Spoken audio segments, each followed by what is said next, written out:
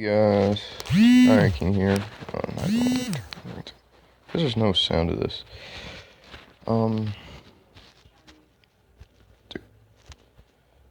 um, I might be trying to be answering a question to one of my parents. First, we're asking what we want for Chinese. I'll be right back.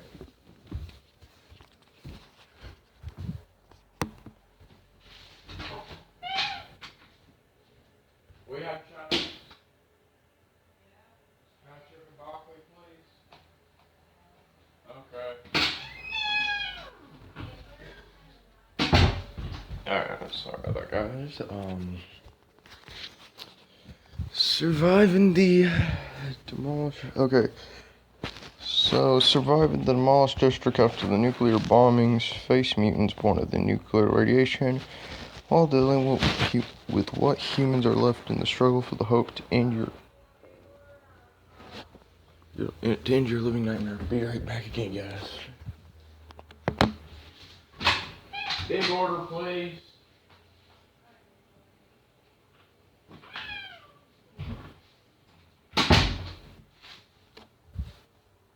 Alright, sorry. To end your living nightmare, decide who you'll trust and overcome the challenge that awaits you. Doomsday on Demand is an interactive novel by Robert Moas. Your choice controls the story. It's entirely text-based, no how it works without graphic or sound effects, are fueled by the vastness of the power of your imagination. Oh boy.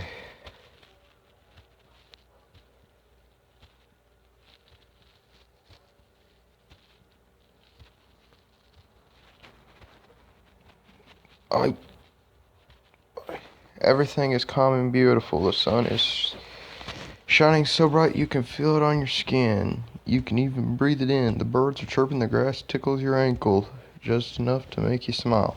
Still, something seems a bit off. You take a final deep breath from the beautiful field before a loud alarm rings in your ears. Alright, so, I have some bad news. Jurassic World,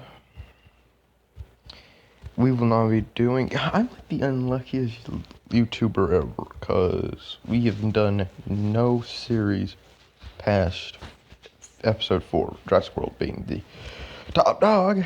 The only problem is it's eating up so much data that we had no data left, so yeah.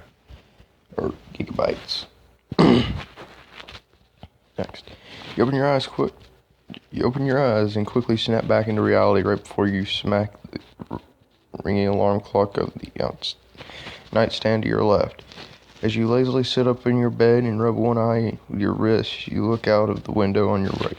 After double checking the alarm clock, you notice how the sun should have already been up by 7:17 a.m.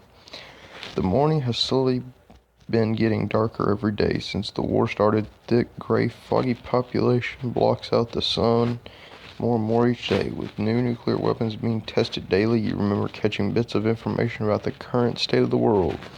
Things about breaking points, bombing, terrorist attack, and many other things you either didn't care about or didn't understand, maybe both. In some cases, as a 10 years old, you quickly shrugged the thought off and decided to get ready for school. A joyful moan leaves your mouth as you sit on the edge of your bed and stretch your limbs. I don't know why school would leave you in a joyful moan. I usually groan when I'm getting up. You then get up and walk towards your wardrobe, which is located right next to your currently closed door. Without hesitation, you open it, and you open its doors wide. You put your favorite long-sleeved shirt. The sleeves are red, but the rest is black, so it looks like there are sleeves coming out under a regular shirt. Then you put on your dark blue jeans before you head to the other side of the room. In your bathroom to wash your face, if nothing else, the lack of warm wakes you up a little. You pick up your dark red backpack from the foot of your bed. It's heavier since you're not only having to bring books to school, but survival equipment too. You double check if you've packed everything, then head downstairs. Whichever way you want it, guys.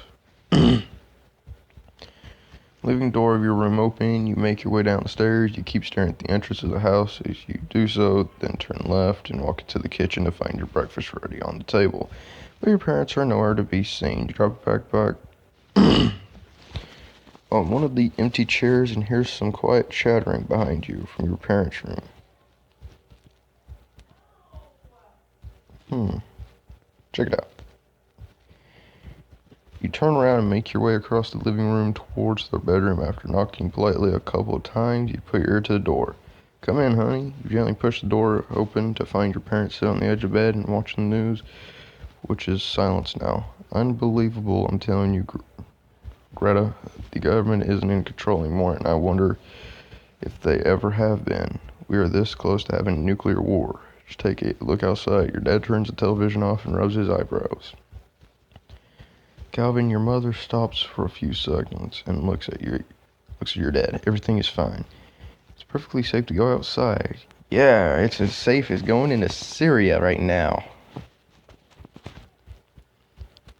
It's safe to go outside. The government keeps everything under control. Did Obama keep the government under control? No, he didn't. I blame Obama and Hillary Clinton and all this. The government keeps everything under control. She finishes and gives your dad that look. Oh God, that look. I'm telling you. When your woman gives you that look, you better run. You know that look well. They do that when something is probably not exciting. Exactly the way they tell you as it is. But even though you know that it still feels. Yeah, that's my friend. I'll text him back later. Still feels good to hear that everything is fine. Come, honey, there's no time for breakfast. You should have eaten instead. Your mother rubs her head. They escort you to the kitchen. You struggle with an empty stomach and head towards the door with the backpack in your hand. Hey, son, didn't you forget something? Your dad walks to you and pushes a small, thick yellow card in your hand. Releases a loud beep sound, and a green light suggests that it's on. This is the second time you almost forgot to bring your identity card. If they ever catch you outside without it, they will either take you to the refugee camp or implant it under your skin and seal it around the chip so it can never be taken out. Do you want that? Do you want any of that? Your dad rubs your back after he finishes. Ouch, you've heard the stories about that. It's not an implantation process that hurts, but the sealing, especially if you attempt to take it out. No, it won't happen again. I'm sorry, you say, and open the door to leave. Take care, honey, and be good today. I'm going to make your favorite meal for you. We love you, Mom says. Yep, your dad adds, now sipping coffee.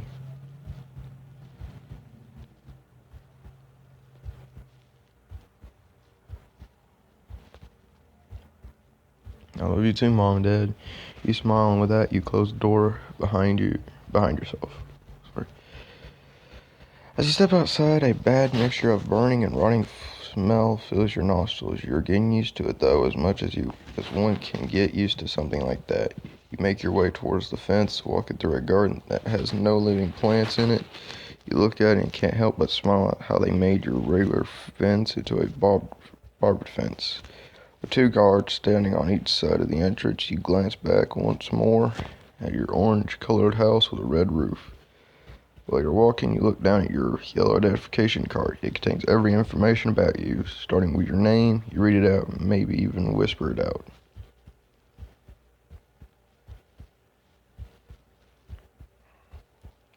Well, we could go with David, Adam, Jack, Carl, or Alan.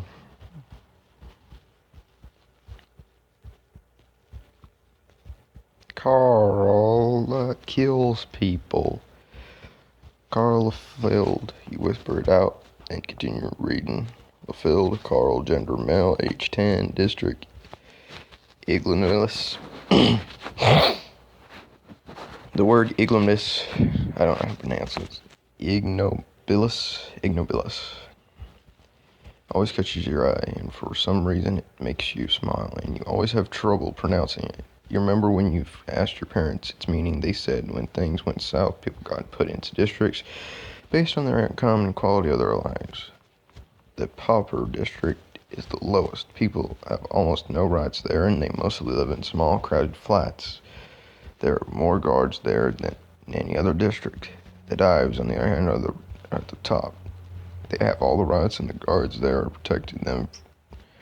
there to protect them from whatever might come in their villas, unlike to the lower districts. And lastly, the Iglebus. It's the largest district, somewhat stands between the two districts. It's crowded with families who have had an average income and quality of life. Now they live in flats and houses with small gardens, including you. The three districts are only separated by huge walls surrounding each other. What was that TV show that was on the Sci-Fi Channel? The Divide or something? Districts or something? It was like this. This is kind of put me in mind of that.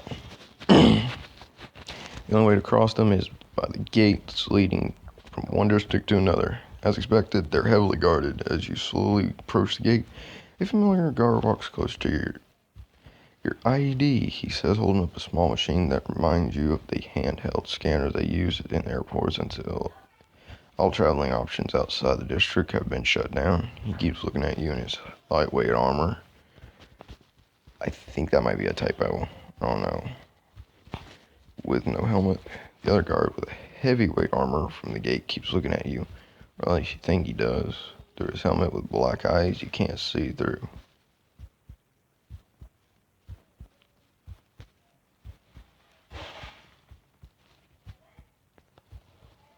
He puts the scanner above your card and it beeps 3 times. He nods and gives your back a couple of firm pats.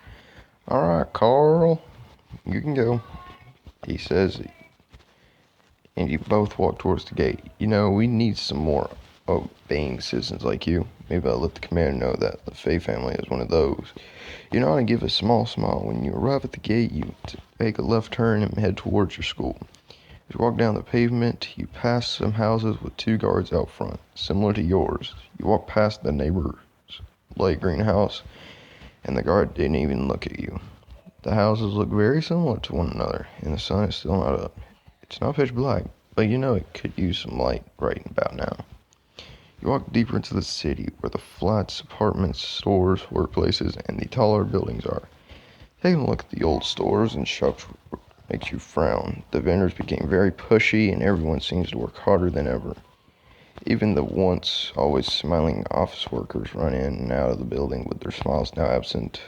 They're run by the government officers and the overseers, watching at their every step. What is this, Fallout? Let's see. Maybe that's the reason you check left and right when you cross the road to your school. Some cars and bikes pass by, nothing unusual, and a couple of army trucks speed past you, packed with what seems to be soldiers. As you arrive at the school, you sigh at the sight of the barbed fence surrounding it. The extreme amount of guards patrolling around it is upsetting too. You approach the entrance when familiar faces smile at you from the school hallway. Bradley, your oldest friend, and your new friend Abby. You smile back and are about to make your way inside when a hand on your shoulder from behind stops your entrance.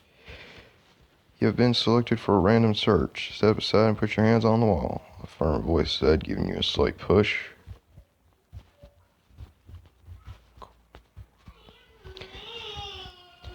Oh my gosh, my sisters. You obey and put your hands on the wall. He searches you thoroughly, then yanks your backpack open and take a look around it. Alright, you're clear, scum. Now go and don't stop wasting my time. With that, you nod and walk inside the school towards your friends. Inside, Bradley greets you with a friendly hug and mentions that he's still taller than you, making you both smile. Abby stands there shyly messing with her long blonde hair as usual. You did good back there. My dad said it's better if you just do what they say. You know, Aaron, he always gave the guards a hard time. Now he's gone. Creepy stuff, Riley says, and Abby nods. Yep, scary, she adds. You know, as you head up the stairs near first lesson. Check time. As you walk up the creaking stairs, you take a look around the walls and the floors above you. It's a wonder how the school is still in one piece. You walk in the classroom and sit down next to...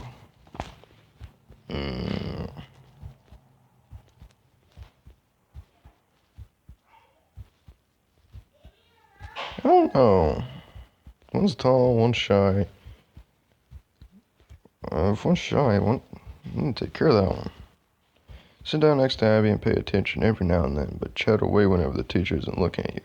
Look on your eye, you see Bradley glancing towards you every now and then. How'd you manage to sit through all those boring lessons if you were alone? The dull sound of the bell indicates that the lesson has reached its end. Finally, hey, want to sit next to me and suffer together through the remaining lessons? It'll be fun, she chuckles. You not even pack your books back in your backpack. I'm sorry, guys. Like I've said back in the other Let's Play, it's difficult for me to talk out loud. After swiftly putting it on your back, you head out the classroom. You sit through lesson after lesson with Abby. They end better than expected, somewhat resulting in a good time with her.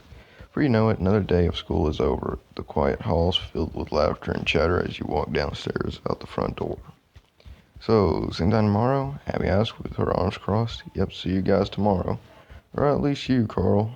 We live relatively close to each other. And with Abby, Brad chuckles. Shame you don't live closer to us. We could walk home together, Abby smiles, as you already part ways.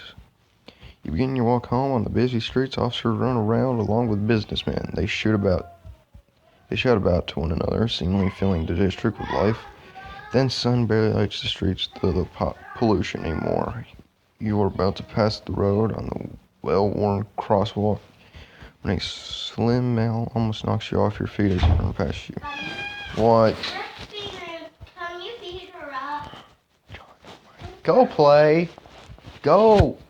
You mean girl. Oh gosh.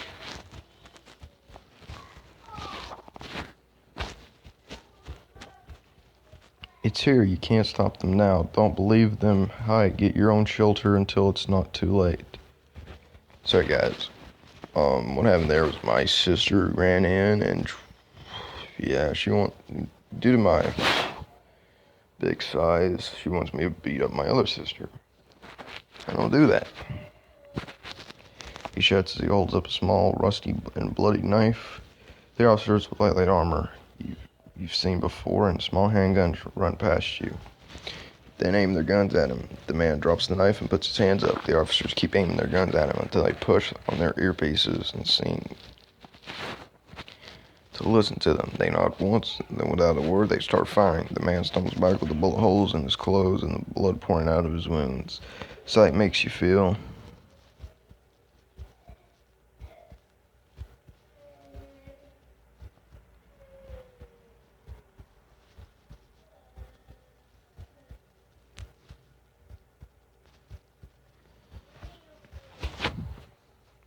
You stumble back as an overwhelming fear runs through your body. The sight of the dead body laying in the pool of blood gives you the chills. Two of the men walk next to the body and talk as they push on their earpieces. One of them walks towards you and gives you a firm push. Get going. Nothing to see here unless you want trouble, scum.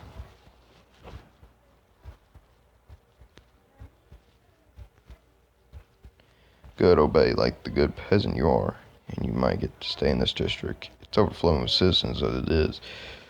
So we either move the worst, or she glances back with a laugh. You get the idea. Get moving. She gives you a firm push by your shoulder, and you head down the street. Neighbors greet you as you walk down. You walk down the pavement towards your fence. The guard stands at the fence and nods once as you walk past them. What if I hit the show stats?